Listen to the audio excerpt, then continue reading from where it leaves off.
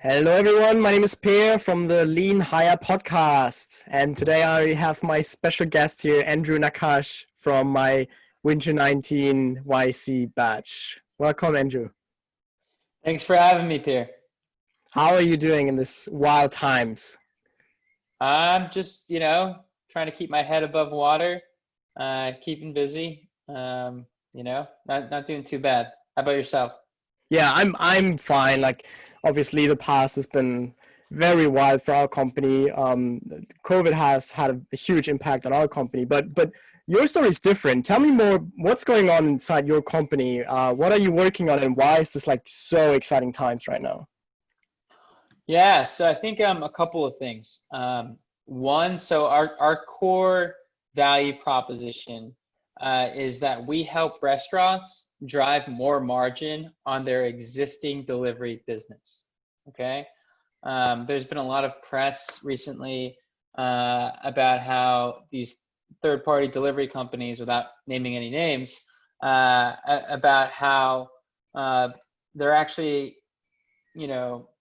indirectly really harmful to restaurants because restaurants only have a 10% margin.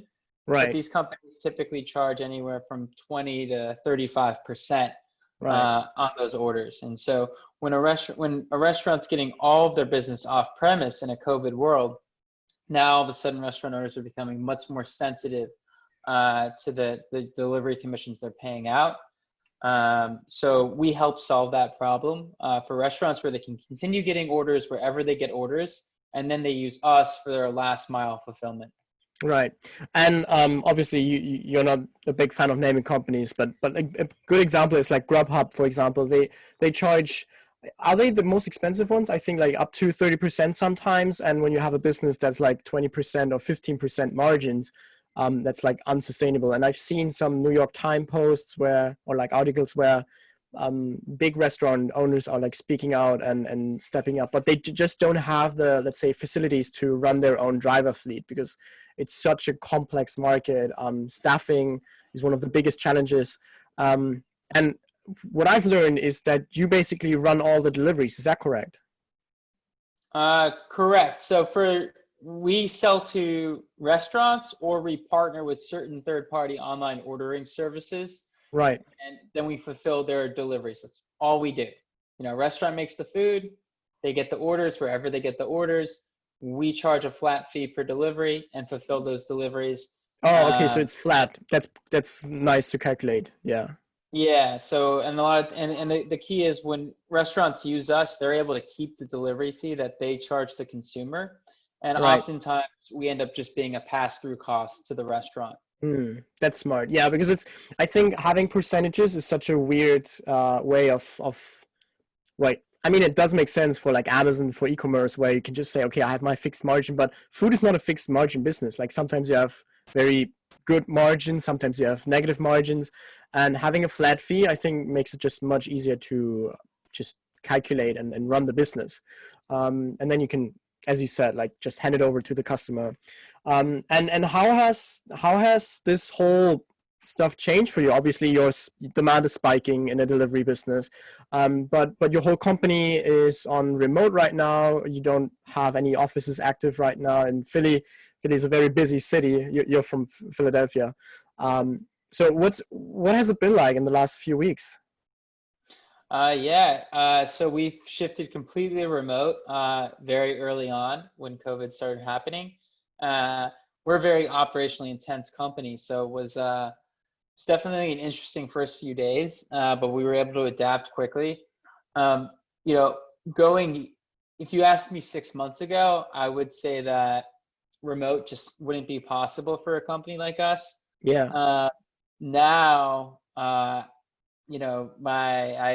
completely flip-flopped. I actually think that remote is actually a much better way to run a company for a variety of reasons. Wow, that's amazing. Because when I was talking to you in NYC, there was like these two, let's say like these two, well, ways of thinking. And I was obviously running remote because I was in Germany, like the team was in Germany. And then there was always this argument like, yeah, but we're so operational. We need to be in the same office, same room, same something.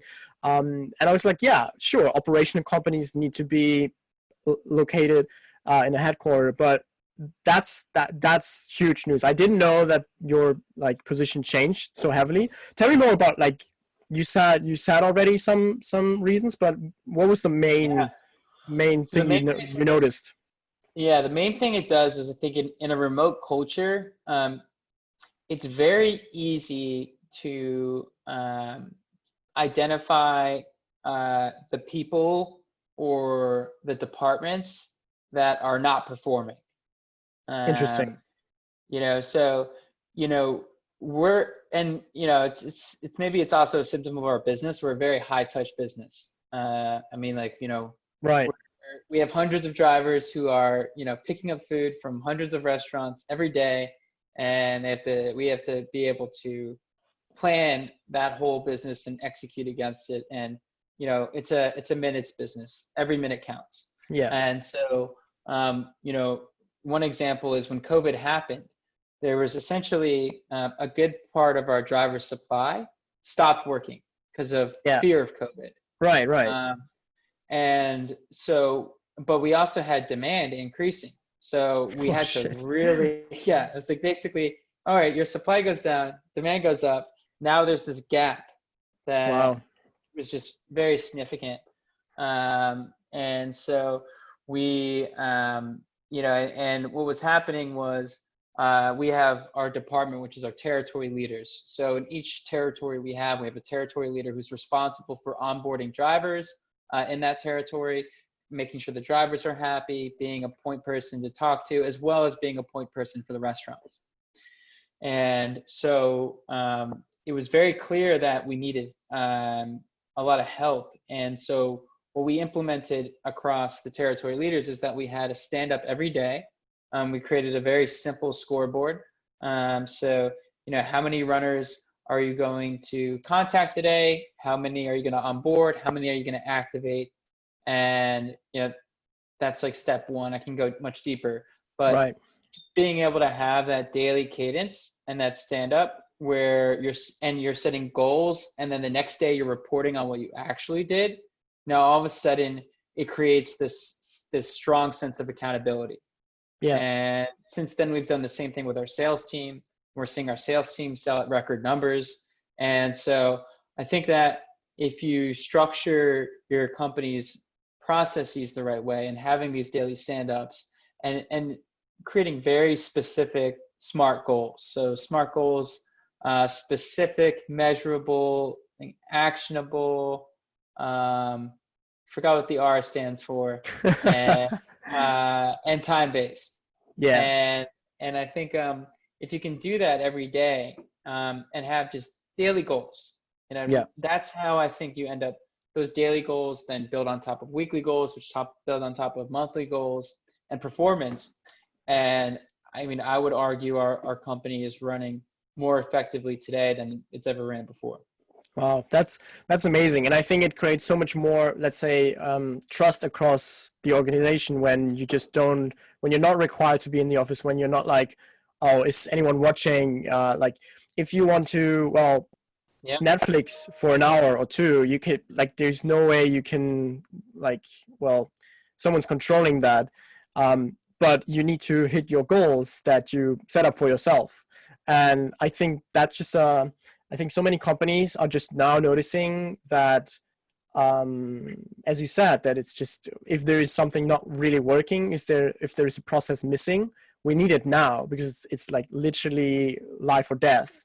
And I think that's sort of frightening for, I'd say, a lot of managers who now go into remote, but it's also, I'd say, a huge, benefit for the company, because now employees can work on their own time, as long as as like communication is up and goals are met. So I think it's great, and it's amazing to hear from such an operational heavy company like yours, to be able to do that sort of flip. Now, are you going to go back to offices? How does it, like? Yeah, that's a good How does the question. future look like, right? Because you want to go into separate markets. You are already Yeah, active in, like, how many markets are you in? we're in 5 markets right now. Yeah, so you're in 5 markets, and I bet you don't have a HQ in all markets. So how does the future of Habitat look when you go across the US? Will you have like a fully remote sort of fleet, Yeah, or like look, team? it's a great question. I don't have the answer to that question today. Yeah, I mean, it's very early. No one knows how long this will Yeah, take, but yeah, I think look, I think we're always gonna have like our Philly HQ, but I think you know positions that I think there's certain positions that it's much easier to have a higher performance level if it's remote versus right, others are better to have as teams. So our customer service center, I actually think that customer service, when you're like there as a group, that's more effective to be in person versus having being fully remote. That's just my opinion. I'm not saying it's right or wrong, but I think like that we're gonna and I think it'll be like a semi-remote culture where yeah, basically I'll go into the office 2 or 3 days a week, yeah.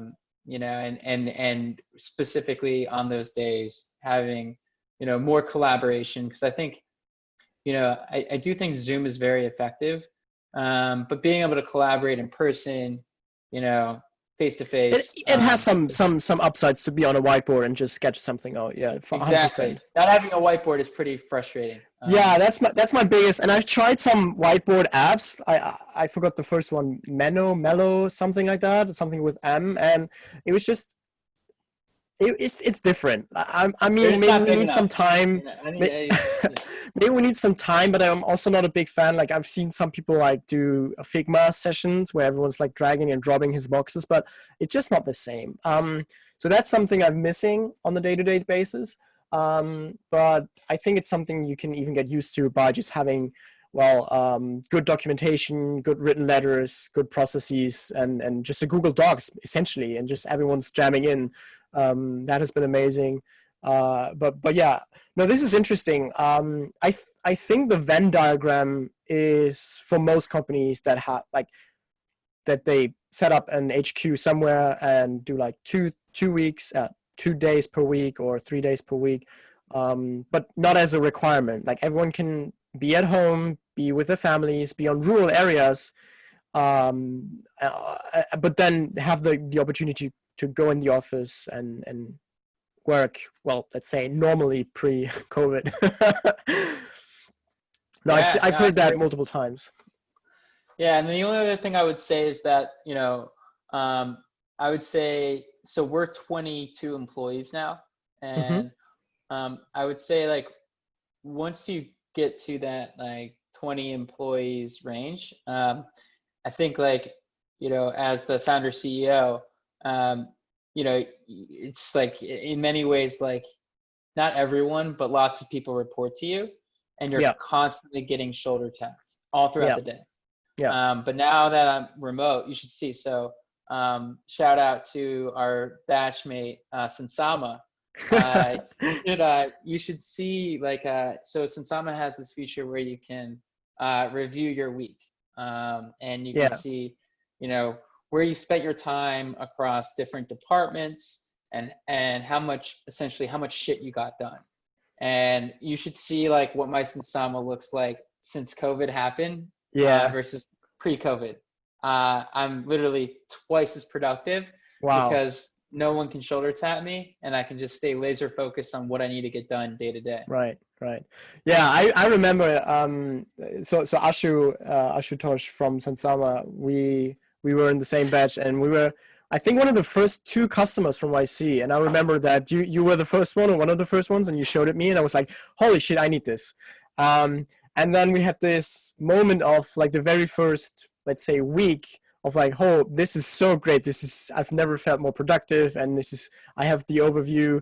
And then we saw that like some in my company and in your company as well, that some employees just didn't really Yeah, use it after a time. And that's like the, let's say, the most often thing that happens in like productivity apps, that there's just a very uh, high usage in the beginning and then people forget yeah, about it. And I think these tools are just like, in a normal office world, it's just a nice add-on. It's a nice additional tool. You can use it, you cannot use it, but now it's like a lifeline. It's like, holy shit, we need an operating system for communication, and this yeah. is one of these companies that are in that space. And I think it's going back to this one argument back in my batch where like some investors said you need to be in San Francisco to be like to build a big business or a valuable business. If you look at Airbnb, Facebook, Twitter, that's true. But these companies were started, and I'm repeating myself, I've said that in a different podcast. They were started when these tools were not existent. There was no Zoom, there was no, there was no Sensama, there was no good communications tools. And now we know companies just continue working. They even have more profits because you have maybe even let go of your office lease or had to like do some other cuts. And I think it's amazing. I think it's great to see the future of companies be successful in this hard environment, because when they're good in this environment, they will be excellent when this is over. But yeah, different topics. So the lean hire is about contract work, remote, let's say de-risking hiring and de-risking for both employee and employer. Now you have so much to tell about contract work because your company is essentially in Philly, one of probably the biggest companies offering contracts. Tell me more about your like view on contract work, but also like this swear word gig economy, and if this is bad or good, and how do you like, what's your perspective on that? Yeah. Okay. So I'll answer your later question first. So in terms of like the gig economy, I think that you know, I think like one of the biggest challenges in the gig economy is the fact that you know, when you look at like 1099 contractors Right. and W-2 workers, you know, if I remember properly, I think like the 1099 contractor was originated, you know, 100 years ago. Yeah. It's very old. Yeah. Very old, very Yeah. old. And when you look at like gig economy workers, they don't really fit in. And you know, I don't know. I'm not saying this is necessarily my opinion, but I think a lot of people argue that they don't necessarily fit in the 1099 bucket, and they don't necessarily fit in the W-2 bucket. Right. And really like, you know, I think what's going to happen, I'm not saying it's right or wrong, but I think there's going to be a new classification of worker for the gig economy. Yeah. Because gig economy workers, you know, it's hard to classify them all in one bucket. I mean, they're so diverse. Yeah. You know, just yesterday I met with 8 of our drivers because we launched a new product offering. We were delivering groceries in batches. Right. So, you know, we did like 220 grocery deliveries yesterday, all from a center pickup point, and delivered them all in a sequence. And I was talking to all these drivers, and it was hilarious because, you know, one was like, my name's Anthony G. I'm like, oh, you're Anthony Guzman.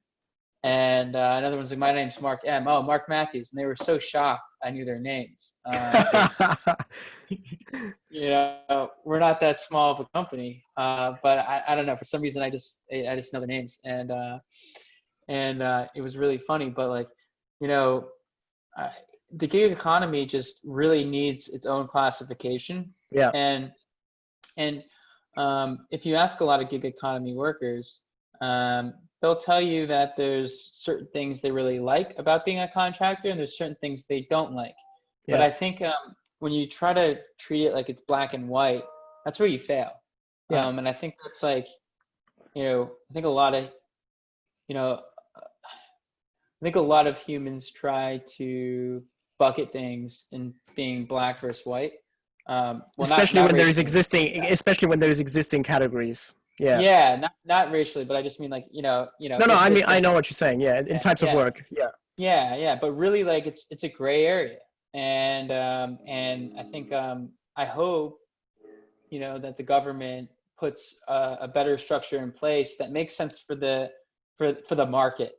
So, right. You know, I think you know, market forces, you know, ultimately, that's my opinion. Market forces are what prevail. And I think, it's the gig economy hasn't done the best job, and I think it's been challenging for gig economy companies like Uber, um, to really classify and build their, 'cause they literally will have lawyers sit in Yeah. every product release meeting to make Wow. sure that they're being compliant. Yeah. And it's challenging. So I hope that I try to answer your question there. I hope I answered it, or at least showed some Yeah. insight. Well, I mean, yeah, it's very interesting to hear it from you, because I think what most people don't understand is, like, gig economy has this weird, well, let's say, stereotype that it's always underpaid, but it's Yeah, just a way of working. Like, you can make a lot on Uber, on Upwork or Fiverr, while still having, well, the freedom of working whenever you want. And I think so. There's definitely jobs like food delivery, where I'd say that the skill gap is kind of like it's kind of low. Like, you have a lot of just students, like the basic student job. You bring out delivery and then you go back to studies. And these people don't really, well, some of them can't even be employed because of other benefits that they get when studying in something. And I think the term gig economy has such a bad rep recently from the whole, well, underpaid fuck up. But your company is different, because you're basically fighting for both higher yeah, margins for the restaurants, because if the restaurants go out of business, you don't have any market, right? And that's what the big well, bad guys just figure out right now, that holy shit, we just literally destroy our own market. So you want to find a way and optimize for both parties. And I think that's great, because if you find a way to have flexible work, and it's even in Germany there's gig economy workers, so it's not a US phenomenon that it's like this evil thing. And yeah. I'm a huge fan to offer even, well, gigs inside of companies where you would say this is not the usual way. Like, it's very common to have gig economy workers or gig workers in food delivery, or like art, like graphic design and illustrations. But I think we should really consider how can we get contractors much earlier into engineering roles, into managing roles, because I think it's a very, very smart way. It's the most efficient way to have someone work for you, right? The time I you agree. the Yeah. time you take to get a runner ready compared to having him on a payroll. Like, imagine you would need to payroll everyone on Gusto that would be writing for you. Like, how would that business change for you? Well, I think it's just more about the fact that, it's challenging. There's just a lot of legal complexity, in the whole 1099 versus W-2, makeup. And ultimately, I think that, there's like market forces where, the restaurant only has so much margin, you Right. know, the consumer is only willing to pay so much for delivery, Yeah. and the runner or the driver, the delivery driver, needs to get paid enough to want to continue to work, or else they'll Right. find another job working for maybe a restaurant or another entry level job, Yeah. whether Yeah. that's in sales or whatever they can do that's entry level, that they can, get a job and get out there. And I think, when you really look at it, I think it's more of like an economics, scenario where these market forces of supply and demand Right. Right. uh, are ultimately going to meet. Because if it's not lucrative enough for the driver, then why would they do it? And I think And it's that's just what we it's see a right now in a bunch of cities where it's just like unsustainable to even take the most, well, lucrative Uber deals, and they just stop driving for Uber and take another deal. Yeah. Yeah, and then what's going to end up happening is, okay, so if they have less drivers, now they're Yeah. going to have less supply, which Yeah. means they need to drive the price up onto the restaurants and the Yep. consumers. Yeah. And so ultimately, I'm a believer in that market forces prevail. And It's not necessarily, government's place to figure everything out. But I do think that the government should step up and create some clarification on, independent contractor or Yeah. W-2 Yeah. classification. Otherwise, it's just, there's going to be this, kind of unknown outcome. Yeah. Uh, Yeah. And it's so in different from state to state and city to city, and yeah. Yeah, and that's the big challenging part in the U.S. And there's certain states that are much more difficult to operate in than others, and those are some Right. of the things that I just think that I would like the government to clarify, and whatever the government decides to do, whether it's say, okay, 1099s are okay, or W-2s are better, or maybe it's this new classification. It's going to affect the whole market, Right.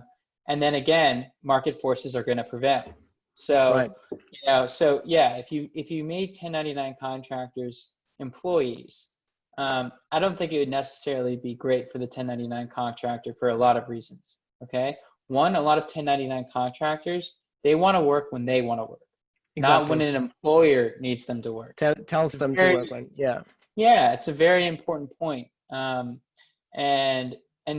you know, and then if you treat all 1099 contractors as employees, now all of a sudden, all right, paying for all their gas and all their, like, okay, you can do that, but what's going to end up actually happening? Well, now the consumer is going to have to pay $10 for an Uber versus 7. And so ultimately, market forces are going to prevail. It's just a matter of supply meeting demand. And if the government wants to influence that, I'm okay with that.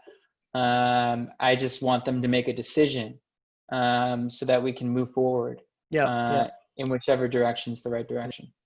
And what is your take on let's say engineering roles or design Yeah, roles for contract work? Because that's something that's just a huge wave of contract work that has its forcing function by global talent. Like it's yeah, very, very, very hard for you as a US company to hire someone on a payroll from Germany, from Italy, from France. It just is very hard. What's your take on contract work in these types of areas? yeah. I think it makes a ton of sense to do contract to hire types of deals. I think you know, um, when you especially when you're hiring, I would say more expensive people. Yeah, Uh, I think it's very wise to bring them on as a contractor or a consultant, give them projects that they can execute against, and then after a 90-day grace period, call it, then you say, okay, like we want to move forward, great, or no, sorry, it's not going to yeah, work out. It's also great. It's great for both parties. One, the employer knows whether or not this person can execute against what's needed, and two, the contractor and potentially future employee now knows that, hey, yeah, like I love working with these people. I like the product or the mission or whatever they're doing. yeah. So I think it's mutually beneficial. I think you're going to see if it, I don't know what I don't know.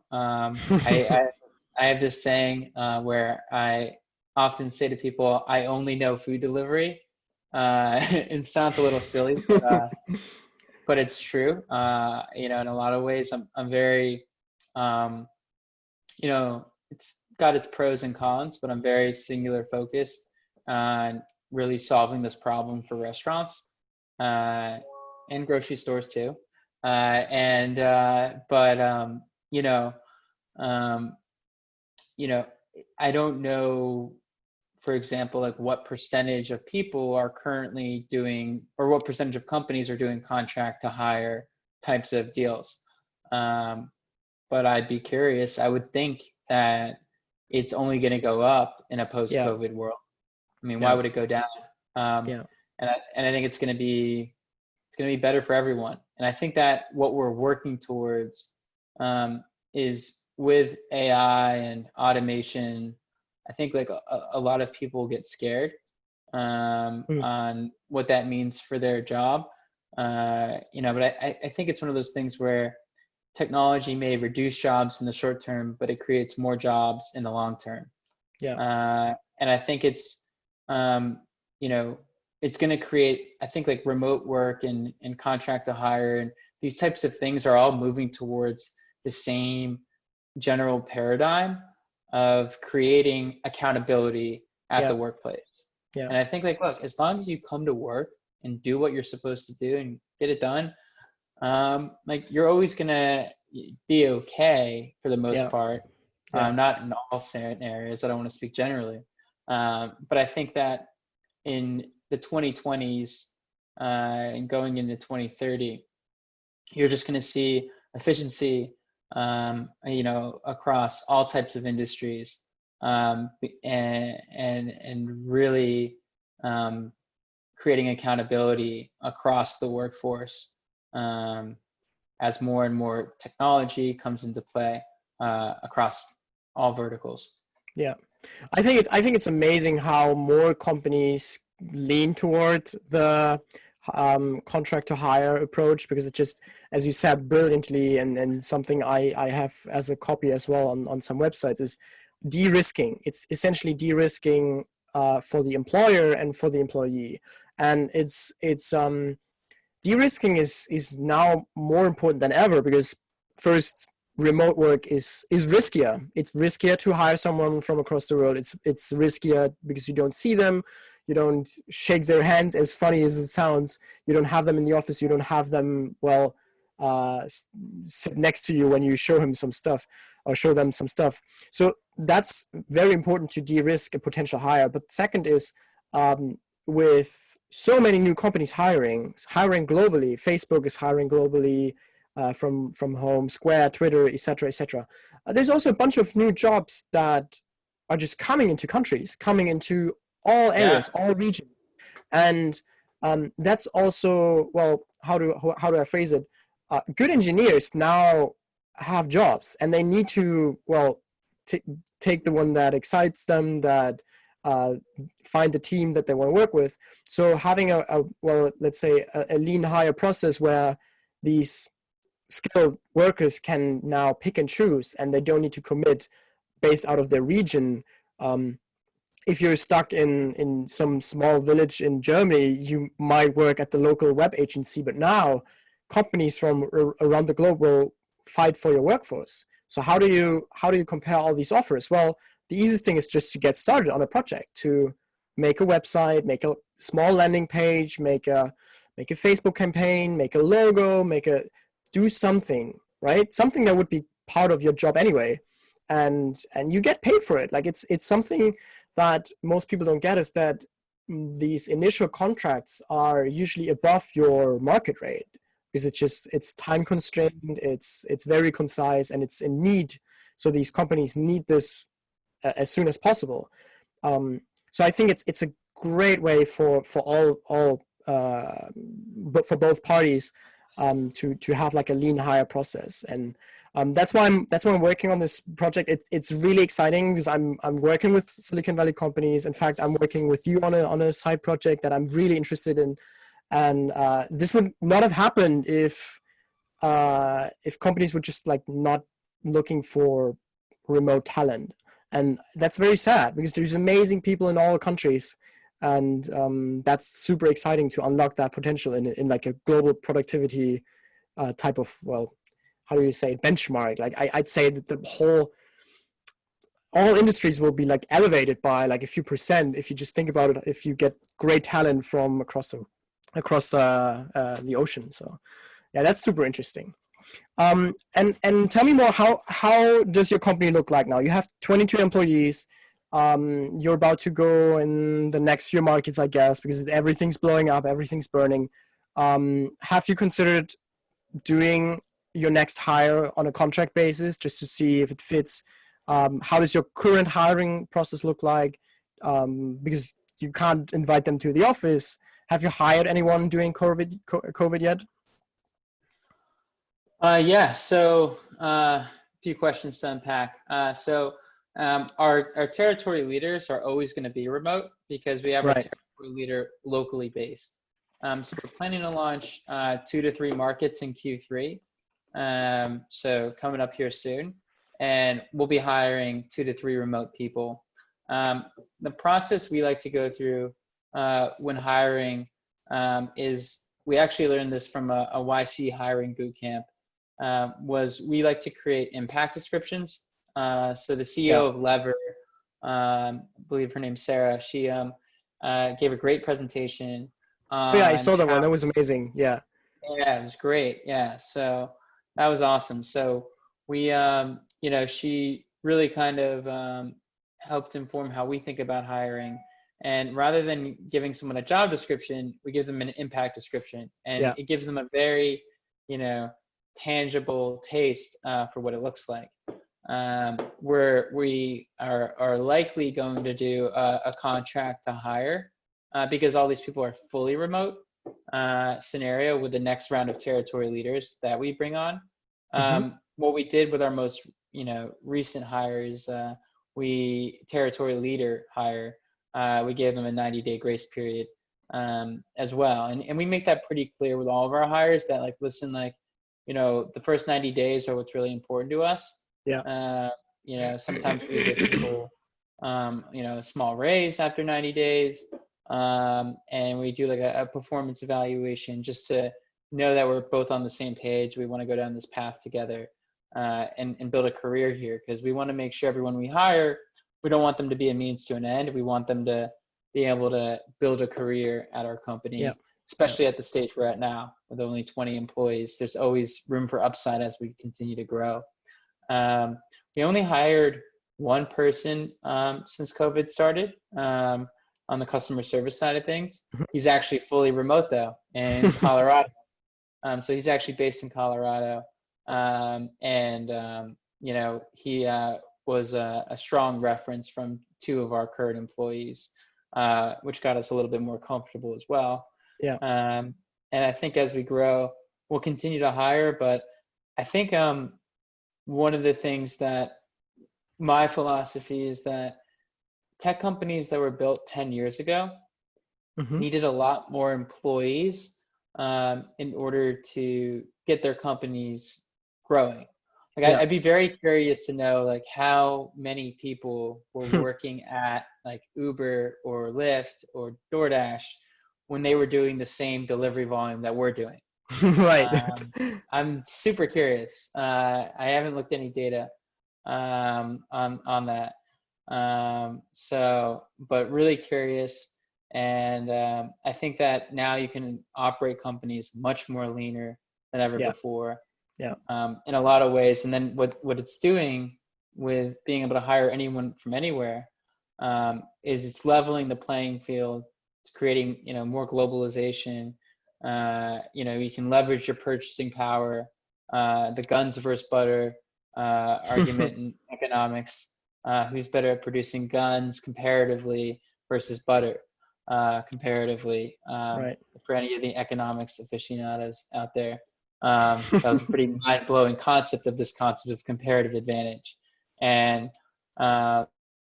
comparative advantage is going to be huge. I think remote culture is going to really unlock ways for companies to grow faster, more efficiently than ever before. And I think the companies that are just really starting and getting going are, and have some traction. Fortunately, we're in that bucket, and there's like and the post-COVID world doesn't pose a threat to their company's sustainability. I think those are the companies that are going to be best positioned to leverage, remote culture and so on and so forth. Yeah. Well, that's an amazing closing line. I think, man, I've been watching your company since the batch started, and we were like guessing in the batch like who's going to build the next $1 billion company, and then this whole COVID stuff happened like a year later, and you're still on the road, you're still grinding, and it's super exciting to see such a non public company. Like you're an infrastructure company. Like you're not a brand. You're We're not a invisible. We're yeah. invisible. Yeah, and knowing that there's in the background a company doing profitable deliveries when everyone's losing money left and right, and you see these IPO companies that just throw money at problems and it just doesn't take them anywhere. I think it's amazing. I really, really wish you all the best coming up in the next few months and years. Andrew, thank you so much for being on the show.